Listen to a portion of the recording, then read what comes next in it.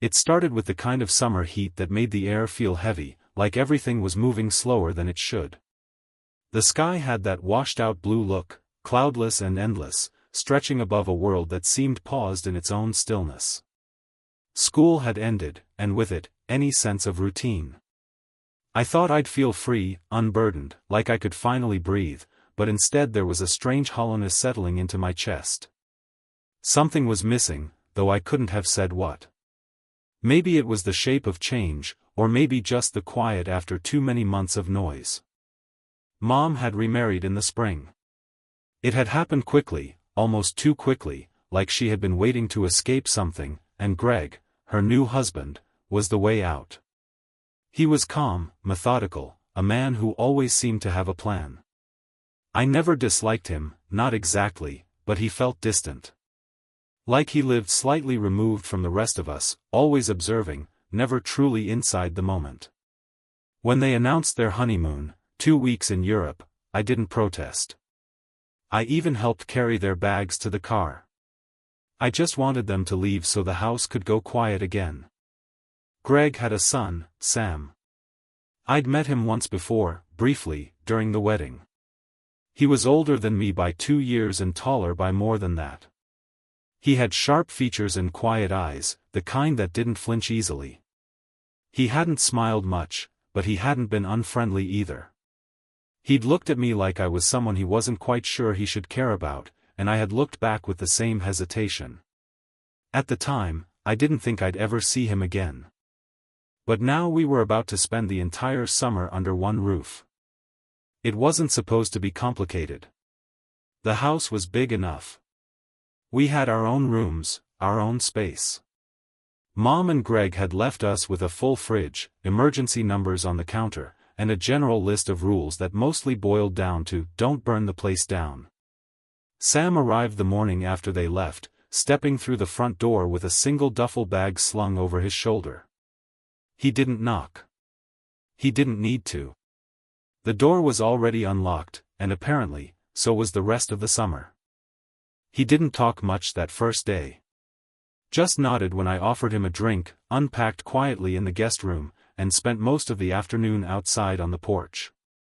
I watched him through the window, noticing the way he leaned back in the chair, eyes closed, as if he were listening to something only he could hear. I stayed inside, unsure of how to approach him, or whether I even wanted to. The house took on a new shape with him in it.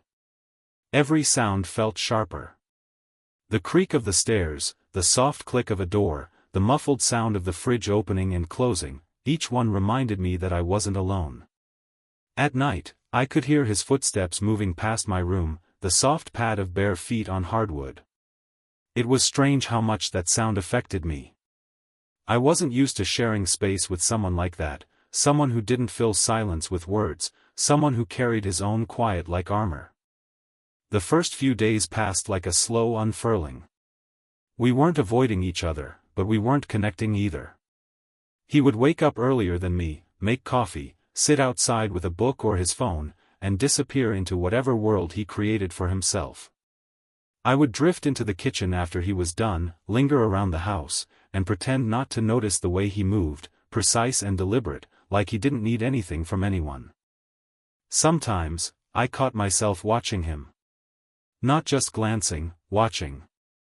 The way he stood barefoot on the porch, arms crossed, the line of his jaw tight with thought. The way his shirt clung to his back after a jog, the way his fingers drummed lightly on the table when he read. I didn't know why I was paying attention. I just was. It wasn't something I chose. It was something that happened, slowly, like a knot forming in the stomach without warning. I spent a lot of time in my room those first few days, headphones in, music too loud, trying to drown out the noise of my own thoughts. But they kept creeping in, what he was doing, where he was, whether he noticed me the way I noticed him. And then I'd get frustrated with myself for thinking about it at all. He was my stepbrother. This was supposed to be a simple summer. A few weeks, some peace and quiet, and then we'd go back to our separate lives. But it didn't feel simple. Not anymore. There was a moment, just a passing one, when I walked into the kitchen and he was already there, shirtless, sweat glistening on his collarbone from a run. He turned and looked at me. Just looked. Not in a challenging way, not even curious. Just steady, calm, unshaken. I felt something in my chest shift. Something small and sudden, like a thread pulling taut. I looked away too quickly, grabbed a bottle of water, and left the room. My heart wouldn't slow down. I told myself it was the surprise, nothing more. That night, lying in bed, I stared at the ceiling and replayed that look over and over. It hadn't been intense or meaningful. It had just been present. Like he really saw me, not as Greg's stepson or the kid who came with the house, but as a person. A body. A presence. And I didn't know how to feel about that. I didn't even know if it was real. But it didn't go away. Each day, the silence between us grew heavier, not colder. There was no hostility. Just something suspended. Something waiting. I felt it when we passed each other in the hallway, when we stood too close in the kitchen, when we sat in the living room with the TV playing something neither of us was really watching. There were moments when I felt like he was about to say something, but he never did. And neither did I. Maybe we were both waiting for the other to name it. Maybe we didn't have the words. Summer had only just begun, and already everything felt off balance. The rules had changed, or maybe they were never clear to begin with. I couldn't explain the way my chest tightened every time he entered the room, or why the silence between us felt so loaded. I didn't want to look too closely at the reasons. I just knew that I couldn't ignore them forever. Something had started. Quietly. Slowly. And I didn't know where it would lead. The days began to stretch and fold into one another, as if time inside the house had its own rhythm, separate from the world outside. Mornings bled into afternoons, and afternoons slid quietly into evening with almost no distinction. There was something about the heat, the stillness, and the thick, humming quiet of summer that made everything feel suspended. Like nothing had a definite start or end. Each day began the same way, waking to the sound of birds just outside the window, the soft creak of floorboards as someone moved through the hallway, and the distant murmur of running water from the bathroom. I stayed in bed longer than I needed to, not because I was tired, but because I had nowhere to go and nothing to do but listen to the house breathe around me. Sam was always up before me. I would find evidence of his quiet routines left behind like breadcrumbs, a coffee mug on the edge of the sink, a folded towel over the back of a chair on the porch, a pair of sneakers abandoned near the door. He had a way of existing without taking up space, of moving through rooms without disturbing the air. And yet I felt his presence in every corner of the house. I would enter the kitchen and still feel the warmth from where he'd stood. I'd sit on the couch where he had been moments earlier and catch the faint scent of his skin, earthy, clean, familiar in a way that unsettled me more than it should have.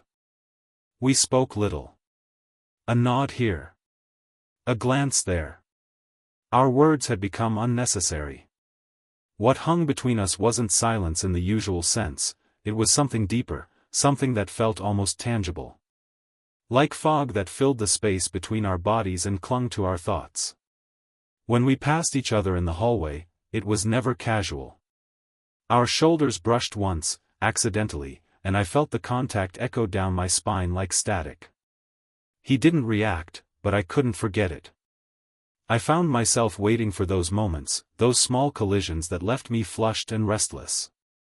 We began sharing spaces more often, though not deliberately. I'd find myself in the living room, sitting on one side of the couch with a book I couldn't focus on, and he'd be on the other end, headphones in, lost in music or something on his phone. Our proximity became a quiet habit. Not closeness in the traditional sense, but a slow orbiting. I could feel the gravity of him pulling at something inside me. I didn't understand it, not completely, but I didn't turn away from it either. There was a growing awareness in me, subtle at first, but insistent.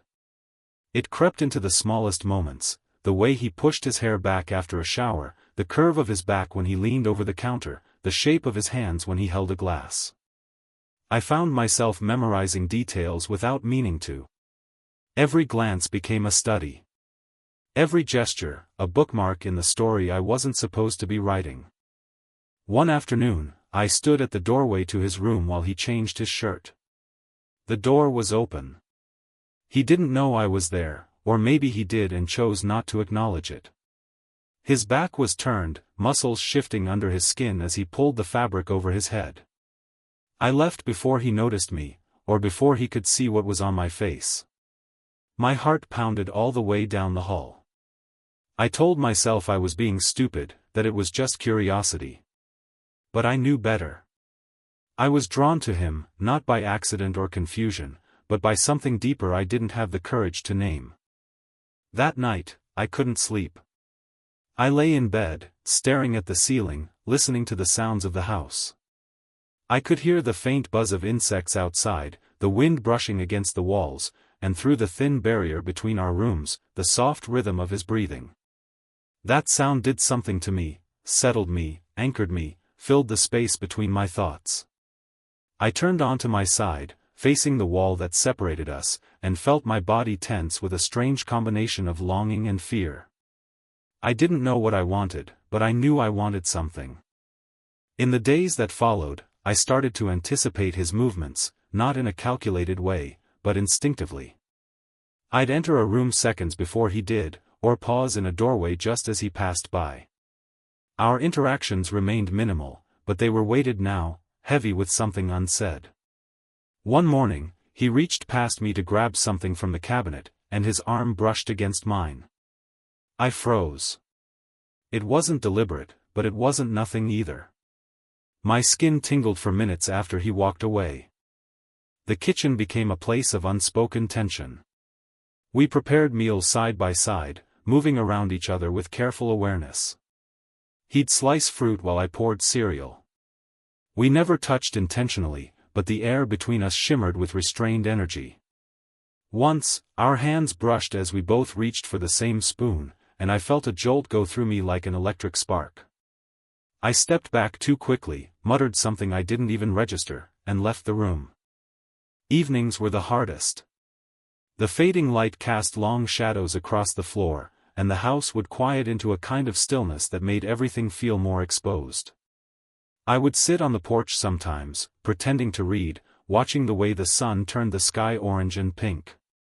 Sam would come out eventually, sit across from me, and not say a word. We existed like two figures in a painting, close, but never touching, each aware of the other but frozen in place. I started dreaming about him. Not explicitly, not in ways I could admit even to myself, but in feelings, in moments. I would wake up with the memory of his face, the weight of his body beside mine, the warmth of breath against my skin. These dreams left me shaken, confused, aching in ways I didn't understand. I avoided his eyes during the day, unsure of what he might see in mine. And yet, I couldn't pull away. Something was forming between us. Something quiet, undefined, and undeniably real. It wasn't spoken, but it existed in every glance, every breath, every accidental touch. I felt it in my chest, in my stomach, in the way I began to crave his presence even as it unnerved me. I didn't know what it meant or where it would go. I only knew that it was there, growing in the silence, taking shape in the shadows that stretched between the walls. The house held our secret long before we even knew we had one. That night began like all the others, quiet and slow, the kind of evening that wraps around the house like a blanket. The air was thick, humid from the lingering heat of the day, and even the breeze through the open window felt more like breath than wind.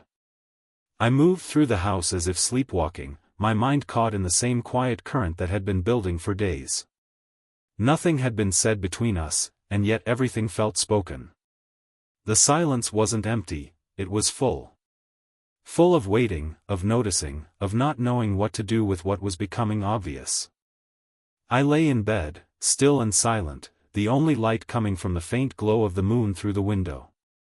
The sheets were cool against my skin, but the rest of me felt warm in a way I couldn't explain.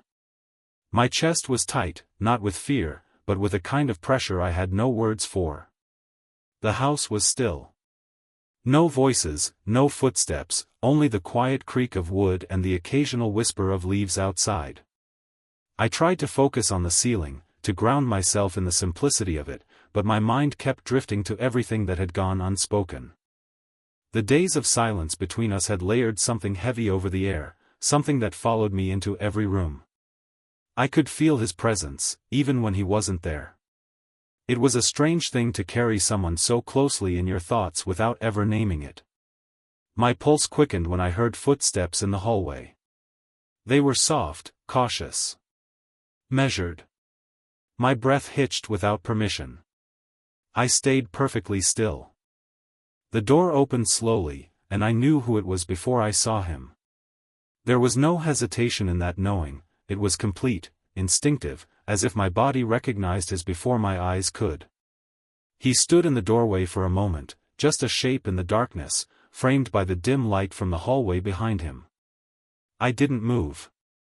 The air between us was still.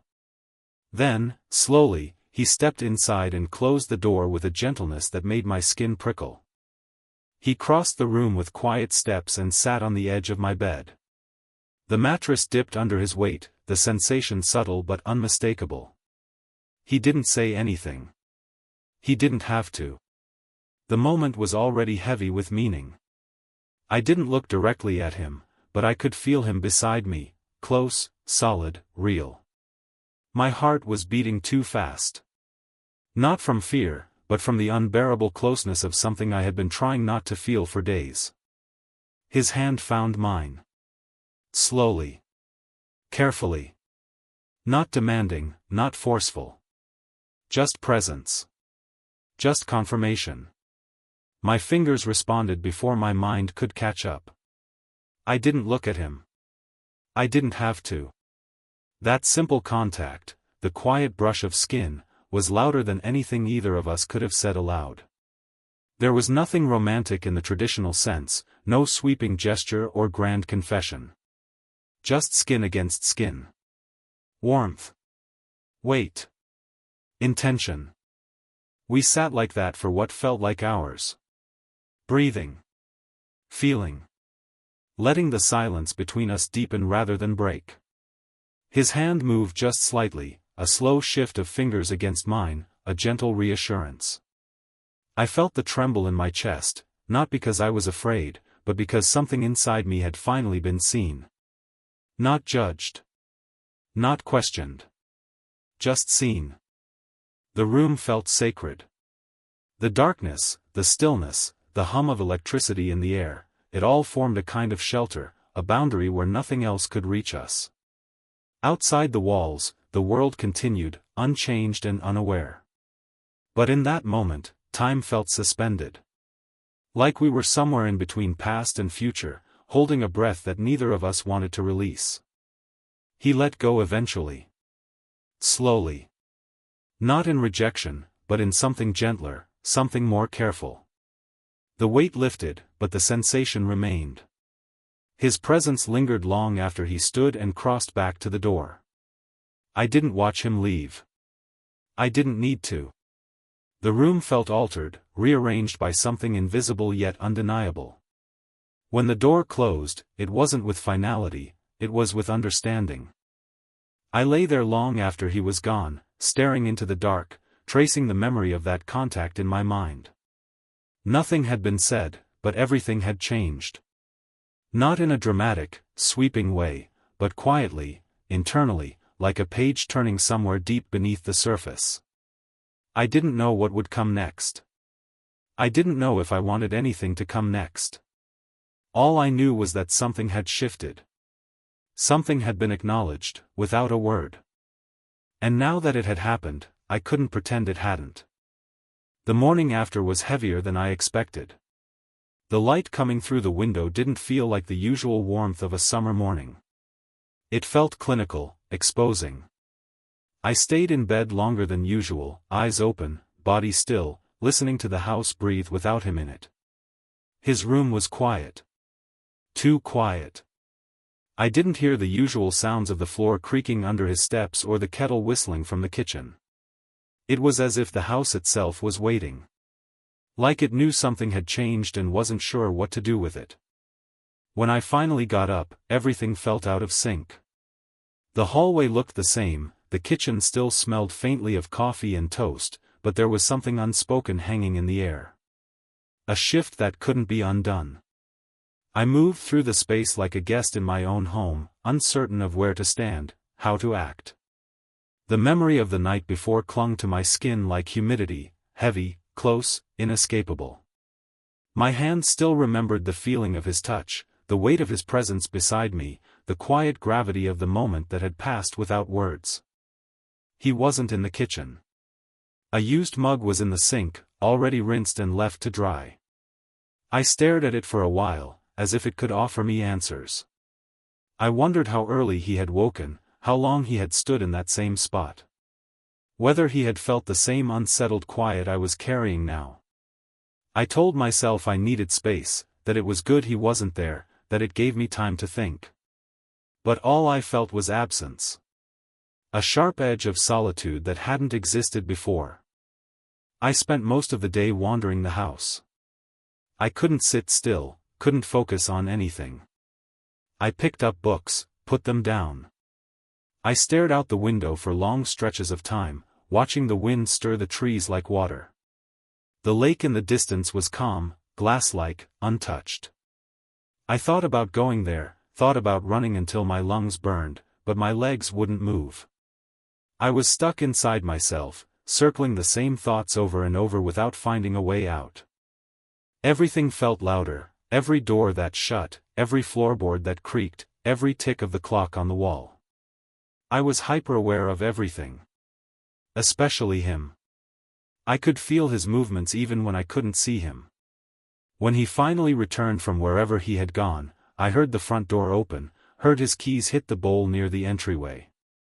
My body tensed without meaning to. I didn't go out to greet him. I couldn't.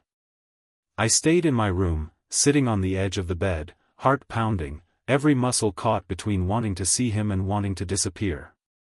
Later, when I finally emerged, we crossed paths in the hallway. He didn't look at me right away, and I didn't look at him. Our shoulders nearly touched. It was the closest we had been since the night before. I thought I would feel something, fear, guilt, regret. But what I felt most of all was a sense of recognition. As if my body remembered something I hadn't given myself permission to process. That fleeting closeness was enough to send a ripple through me, deep and disorienting. Dinner was quiet. He cooked, and I helped, moving around the kitchen in a rhythm we had practiced but never acknowledged. Our hands brushed once while passing a bowl, and the contact made my breath catch in my throat. We didn't say anything. We didn't need to. The silence between us had become its own language. One of restraint, of held breath, of careful proximity. Everything felt sharp. Every glance, every pause, every second that passed without a word. After we ate, I escaped to the back porch, needing the open air to loosen the knot in my chest. The sky was a muted orange, the sun melting into the horizon with a kind of indifference that mirrored my own confusion. I wrapped myself in a blanket, not because I was cold, but because I needed something to hold on to. Something to press against the emptiness I didn't know how to name. The sounds of the forest filled the space around me, but inside I was quiet. Hollowed out. He joined me eventually. I felt him more than saw him. The way the boards shifted under his weight, the subtle change in the air when he sat down a few feet away. We didn't speak. Our eyes didn't meet. But his presence was steady, grounding. I felt a kind of safety in it, even if I didn't know what to do with it. We sat like that until the sky turned navy blue, and the stars came out one by one, blinking down like distant witnesses. When we finally went inside, we moved in unison without meaning to. Our arms brushed again, and this time I didn't pull away. He looked at me, just briefly, and what I saw in his eyes was not shame, not confusion, but something else. Something quiet and unspoken. It wasn't approval or an invitation. It wasn't closure either. It was the acknowledgement of a shared truth. A silent agreement that what had happened mattered, even if we couldn't explain it. That night, I lay in bed staring at the ceiling again, but it felt different. I wasn't waiting for footsteps. I wasn't holding my breath. I was just existing in the space between what had been and what might come next. My body still remembered the shape of his beside mine. My mind replayed the stillness of his hand in mine. I didn't know what it meant. I didn't know what to expect. But I knew I couldn't forget it. The consequences of silence are rarely loud. They don't crash or burn or break things. They linger. They settle into the bones. They become part of the rhythm of your thoughts, part of the way you move through the world. That's what I carried with me as I drifted into sleep. The weight of what we didn't say. The clarity of what we couldn't deny. And the soft, terrifying truth that something inside me had already changed. The days that followed moved more gently, as if the air itself had softened. Nothing had been said between us about that night, and yet everything we did seemed to revolve around it. We existed in a shared rhythm now, moving around each other with a quiet awareness that hadn't been there before. Our silences no longer felt like barriers. They felt like bridges. It wasn't that the tension was gone, far from it, but something about it had changed shape. It had settled, like dust on a windowsill, no longer suspended in the air but present all the same. I found myself noticing the smallest things with a kind of reverence that surprised me. The way he stood at the sink, elbows slightly bent, back curved in thought. The way his fingers tapped against his coffee mug when he was thinking. The way his eyes moved slowly over the pages of whatever book he was reading, as though he were deciphering something secret within them. I didn't just see him now. I observed him. I memorized him. There was no hesitation in the way we shared space anymore. He would enter the room where I was and sit near me without pause, without calculation. The distance between us, once cautious and cold, now felt intentional, measured not by fear but by some unspoken agreement. Sometimes I would sit at the far end of the couch, and he would sit just close enough for our knees to almost touch. Almost. It was the almost that held all the weight. In the mornings, I woke up earlier than usual. I would step into the kitchen already half awake, the light spilling across the counter in soft gold. He would already be there, usually barefoot, his hair still wet from a shower, a book in one hand and a mug in the other. He never looked startled to see me. It was as if he had been waiting for me without knowing he was waiting. I never interrupted the quiet. I simply moved into it like stepping into a lake, slowly, carefully, with respect for the stillness it held. Sometimes we worked side by side in the yard or along the path to the lake. We didn't talk about what needed doing. We just did it, passing tools to one another, brushing hands by accident, or maybe not. The touches, when they happened, were brief but undeniable. A shoulder grazing mine when we both reached to lift a piece of wood. Fingers brushing when exchanging a spade. They weren't romantic gestures, but they weren't neutral either. They carried memory. They carried tension. And still, neither of us said a word. One evening, we sat on the back porch watching the sun disappear behind the trees. The sky was streaked with soft orange and bruised blue, and the air had that clean scent that only comes after a long hot day. We didn't speak. We didn't need to. Our chairs were close, our arms resting just inches apart. I could feel the heat radiating from him, a steady hum against the cooling air. At some point, his pinky brushed mine. He didn't move away. Neither did I. The contact was barely anything, but it was everything. A silent statement. A reassurance. I let my hand relax, let it exist in that space beside his, connected only by that one small place where skin met skin. His thumb moved slowly along the side of my finger, barely there, but deliberate. I felt the breath catch in my throat, but I didn't let it show. I simply let it happen. I let the moment become what it was without pulling away. Time moved differently then. The porch lights hadn't come on yet, and the world around us was fading gently into shadow. He leaned back in his chair and closed his eyes, and I watched him in profile, studying the way his face softened when he wasn't looking. I wondered what he was thinking, if he was feeling the same stillness I was. The same sense of being suspended between something too fragile to name and too powerful to ignore. When the sky went completely dark, he stood slowly. Our hands separated without urgency, but not without meaning. I didn't follow him inside right away. I sat alone for a while, listening to the cicadas, watching the stars begin to appear. I felt changed.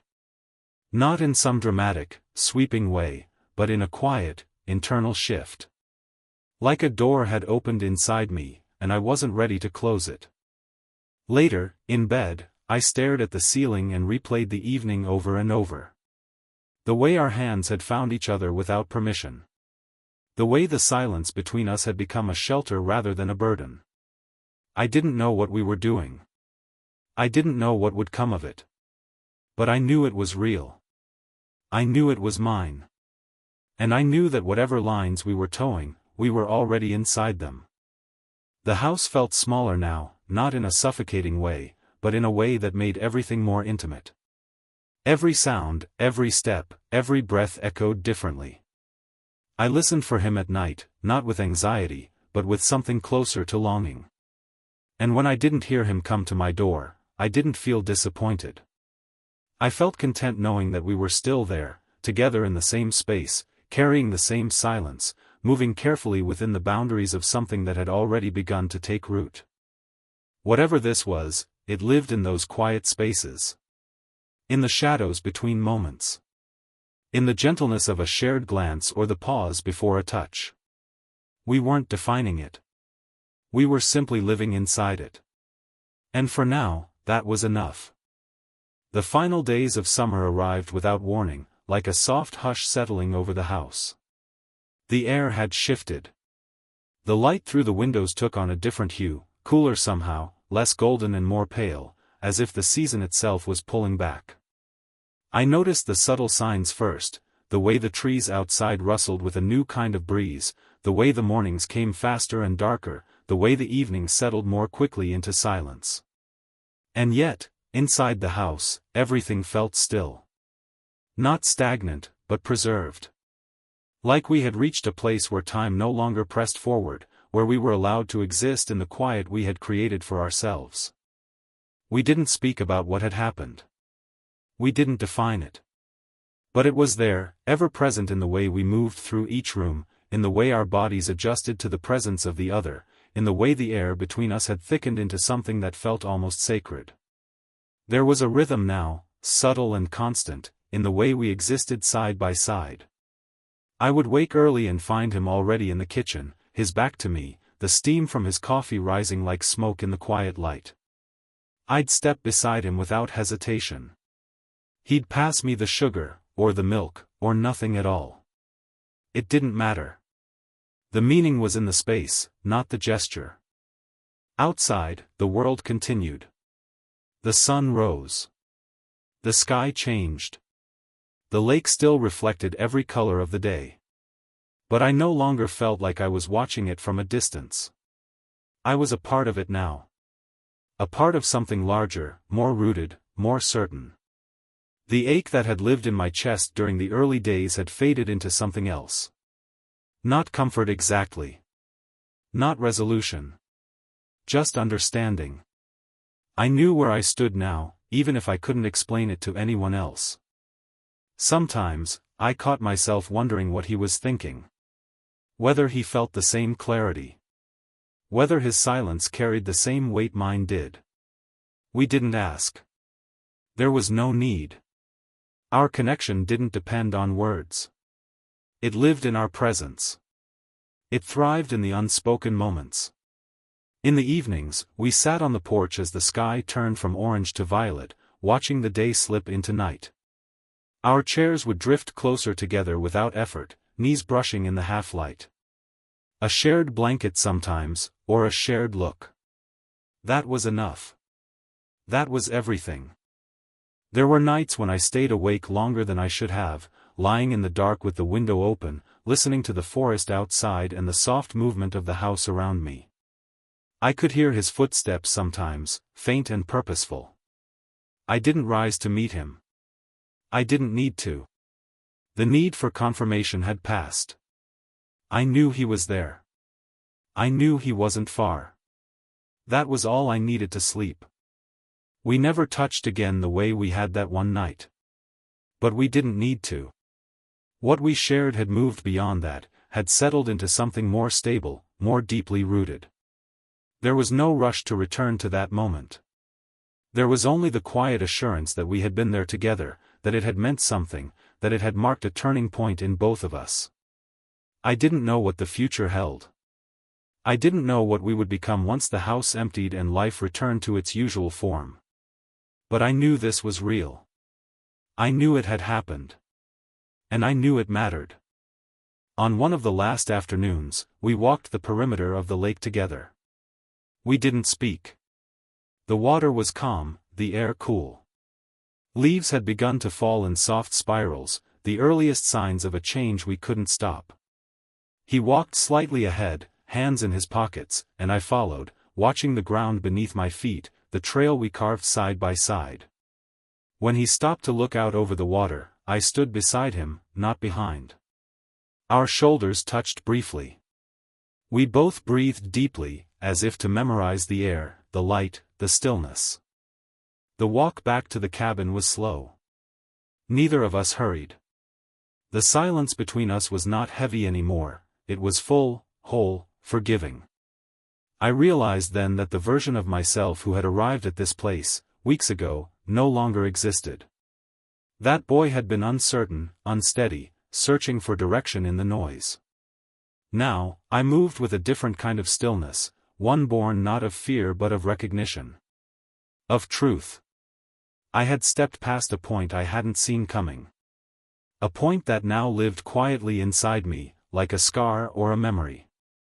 That evening, he sat beside me on the couch, our legs pressed together lightly. The television played something neither of us watched. His arm rested along the back of the cushion, close but not touching. We didn't speak. We didn't move. But I felt the warmth of him at my side, steady and unchanging, and I understood then that I would carry that feeling with me long after the summer ended. Later, I packed slowly, folding clothes with care, lingering on small things, a book I'd barely opened, a sweater I hadn't worn, the journal I never quite managed to write in. The room looked different now. Lived in. Touched. It would all be here again if I returned. But it would not be the same. I would not be the same. And neither would he. The night before we were supposed to leave, I stood at the window looking out into the darkness.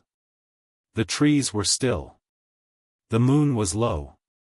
I heard movement behind me, his presence, familiar and quiet. He didn't enter the room. He stood just outside, and I felt him watching me. I didn't turn around. I didn't speak. But I stayed there, unmoving, letting the moment stretch between us like a thread. It was enough. It was the final confirmation. When I went to bed, I didn't wait for his footsteps. I closed my eyes and let the memories settle. The silence had taught me more than words ever could. It had shown me the shape of something real. Something that didn't need to be explained or labeled or shared. Something that belonged only to us, born in shadow and held in light. And as I drifted into sleep, I knew I wasn't leaving anything behind. I was carrying it with me. Quietly. Carefully. Without regret.